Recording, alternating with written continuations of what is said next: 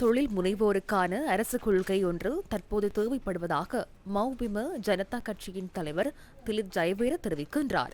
3 தசாப்தங்களாக மூடப்பட்டிருந்த எம்பிலிப்பிட்டிய கடதாசி தொழிற்சாலையை இன்று புதிய தோற்றத்துடன் திறக்கப்பட்டதுடன் சப்ரகமுவ ஆளுநர் நவீன் திசாநாயக்கவும் இந்நிகழ்வில் கலந்து கொண்டார்.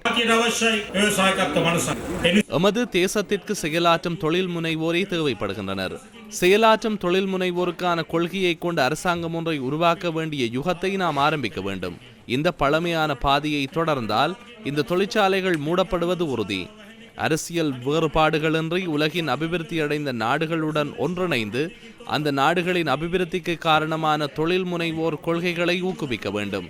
தொழில் முனைவோர் கொள்கைகளற்ற அரசாங்கம் நாட்டை அபிவிருத்திக்கு இட்டுச் செல்லாது என்பதுடன் தொழில் முனைவோர் இந்த நாட்டை அபிவிருத்திக்கு இட்டுச் செல்ல மேலும் அர்ப்பணிப்புடன் செயற்பட வேண்டும் என்பதுவே எமது நம்பிக்கை. அப்போது எமது நண்பர் நவீனின் கட்சிக்கு தொழில் முனைவோர் கொள்கை ஒன்றை கொண்டு வந்து எம்மால் அனைத்தையும் கட்டியெழுப்ப முடியும். இந்த தொழிற்சாலையை திறந்தது போன்று நாம் ஒன்றிணைந்து நாட்டை கட்டியெழுப்ப முடியும்.